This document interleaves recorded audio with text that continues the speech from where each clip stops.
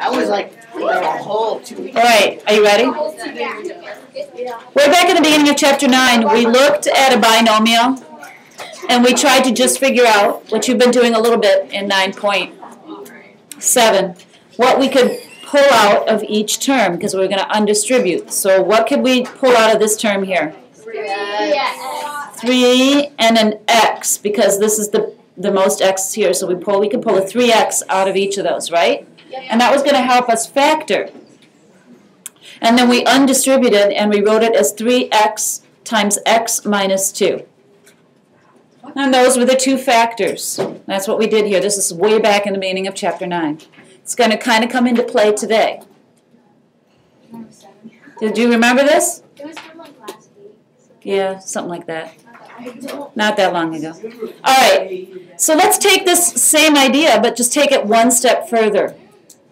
So you're gonna get something like this, and it's gonna say factor out a common binomial, and you're gonna be like, what? But it's really not that bad. If you look at each term, because this is a term and this is a term if it's separated by the minus there, and you say, what does each term have in common? X. Bigger than that. X plus 2. Look, they each have an x plus 2, so I can factor out an x plus 2 from each term. I can factor out or divide an x plus 2 from each term. So I'm going to undistribute that x plus 2, and I'm going to bring it up front here. I'm going to undistribute it. Right? Yeah. Okay, so when I divide this term by x plus 2, they cancel out, and what's left? 3x. So that's going to be part of my other binomial. 3x plus 2. And then I have this minus sign that I bring down. And I have this cancel out, x plus 2 and x plus 2. And what's left here? 2. And you're done. Wow. You factored out the common binomial. Instead of just a monomial, you're factoring out a binomial. Okay? Parker. Wait. Why do you get the 3x from the 3x and from the x2? Yeah, because when you divide this out, what are you left with here? Oh, I see. And then when you divide that out, you're left with that. And that's what's left. Okay? Thomas. Plus in between them? Does it matter which one you use? So you just write plus 2. You would put a plus here instead of a minus. But does it matter which one you use? Yes. Guess I don't understand your question. Did you get it answered, Thomas? Let's just try another one. You'll see here, I think. No, he's asking, does it matter if you put a minus or a plus in the very one? I mean, you could write it like this plus a negative, and it's the same thing. I mean, use the other. We're saying, could it be a plus out, like I don't understand what you're saying. Come and ask me later, okay? All right, let's try another one. Actually, no, I want you to try this one. Even though I only showed you once, you try and see what happens when you pull this out. Do it on your own. Look for the common binomial and divide it out. And you're going to be left with a binomial.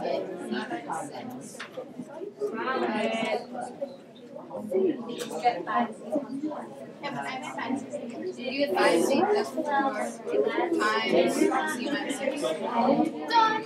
I'll come back. Okay. Shh. Alex 2, what did you get here?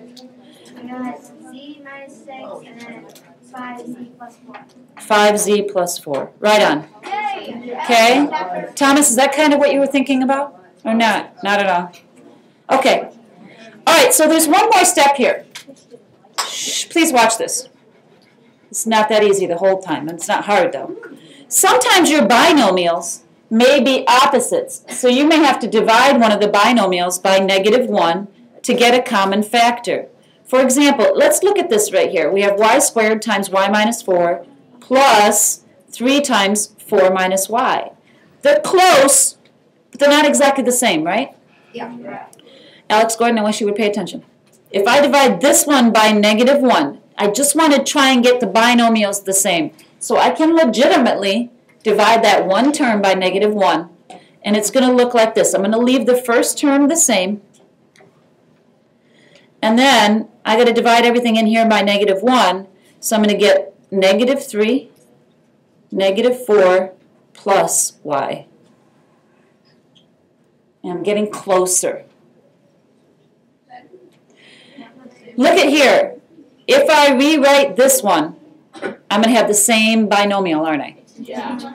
Okay, so I know this is a lot of writing and you don't necessarily have to do this in your homework, but I am going to rewrite it so that everybody can recognize that they are now the same binomials. See that? It's perfectly legitimate to divide one of the terms by negative 1. Wait, did you just rearrange the line in this? No? Yeah, all I did was flip this around. See? Okay. Yes, Jessica. Could you do plus or would you have to divide it by this one? Or would that? You mean change this to plus or negative? Yeah. But you still wouldn't have the same thing, right? Okay, good question.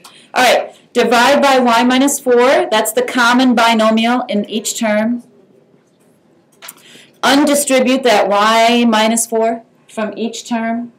So here this goes away. What do I have left in this term? Y squared. Here this goes away. What do I have left there? So you could write plus a negative 3 or just minus 3, and you're done. Yes, Tyler.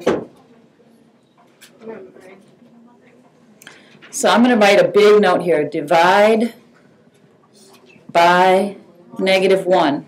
Okay? Courtney. When you divided it by negative 1, why didn't the y turn negative? Because it was negative. Oh, okay. Got it? Okay? All right. That's the first part of what you got to do. They're going to give you these kinds of terms, and you got to factor out a common binomial. The second part, they're going to give you polynomials with 4 terms. And they're going to say factor them. Whoa. It's not bad, I promise. You're going to like it. I don't like it. Especially, you know why? Because I'm teaching you the easier way than I taught A2. Because we just figured it out yesterday. Take that. So, okay. The first thing I want you to check is, I'm trying to think where to put steps here. Are they in order? Well, first, can we factor out a GCF from each term? Can we? For this first one? There's nothing that we can divide out, like a 2. We can't take a 2 out of everything, can we? No. Okay, number 2. Are they in order by degree? Are they in order by degree? Probably. Yes. Take a look. Is this one in order by degree? Yes. Yeah. We could rearrange it if we needed to. But so far it's in order by degree. So then what I'm going to do is make a box. Make a box. UCF.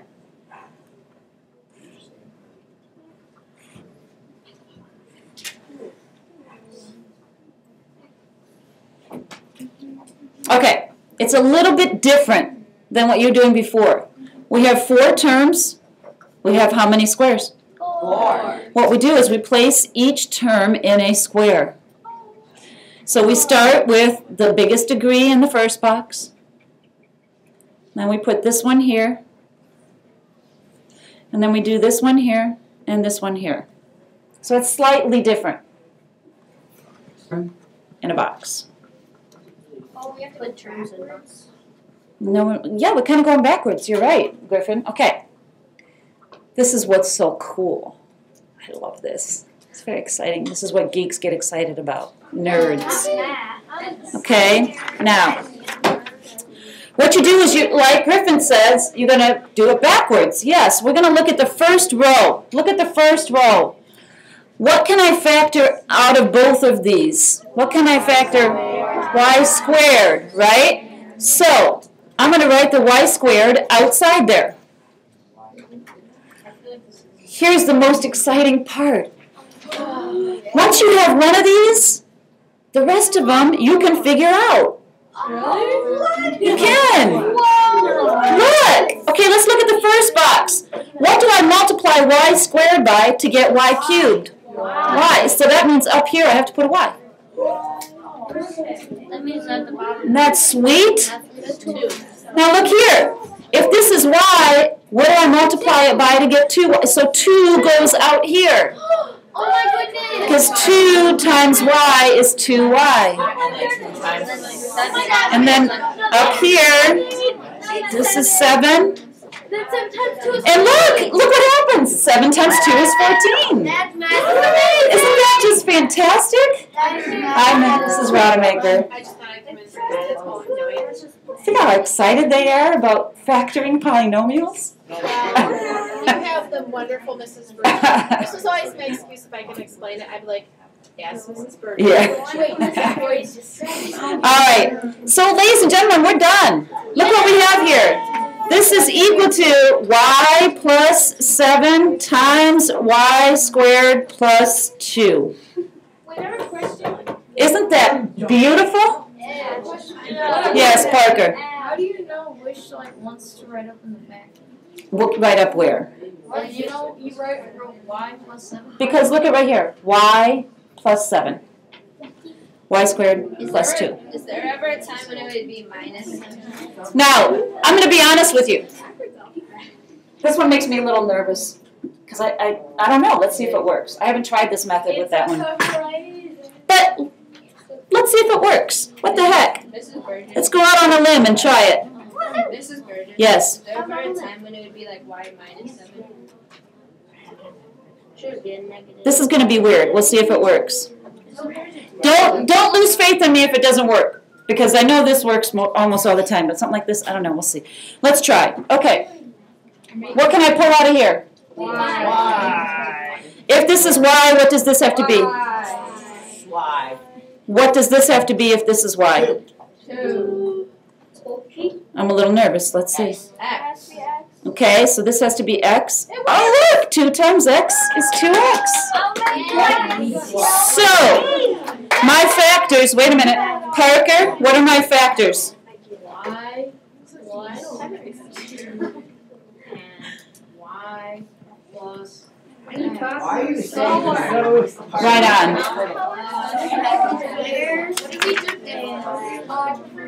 What do we do different? Nothing. Why wouldn't that have worked? I don't know, I just didn't know. I just wasn't sure. I'd never done it this way before. I think it's so cool. Okay.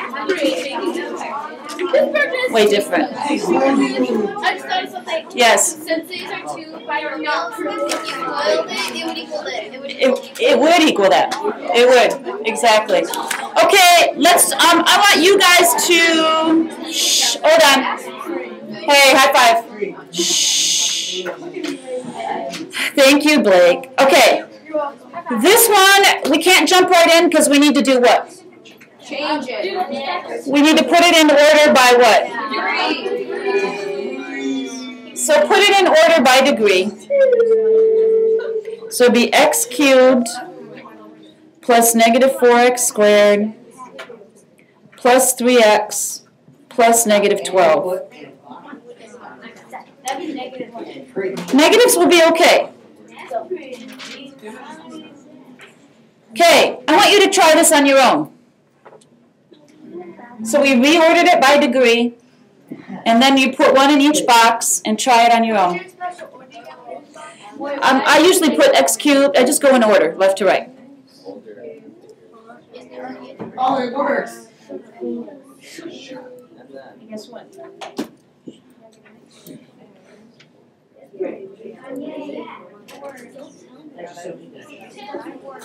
Guess what? That wasn't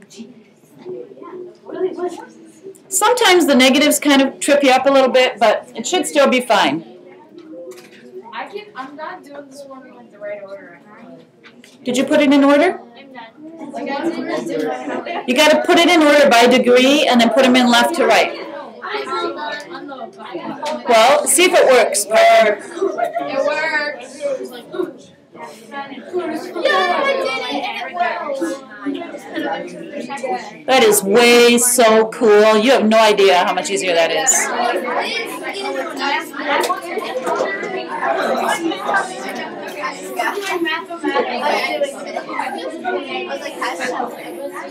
Okay, this is review. I'm almost done. Shh.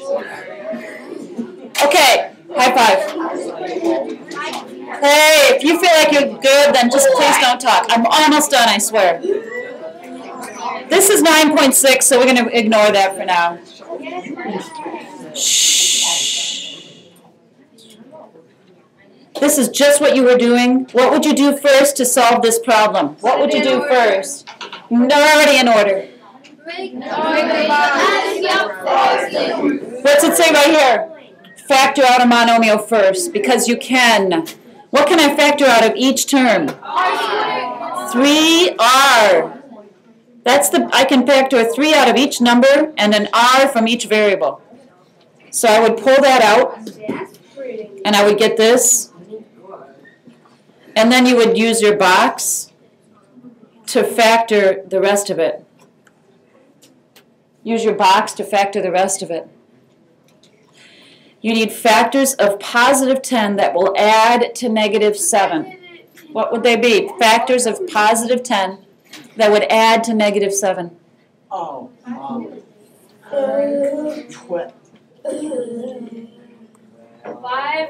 and 5. Negative 5 and 2. Right, negative 5 and negative 2, right? Negative 5 and negative 2 are factors of 10 that add to negative 7. So it's going to be negative 5r, negative 2r.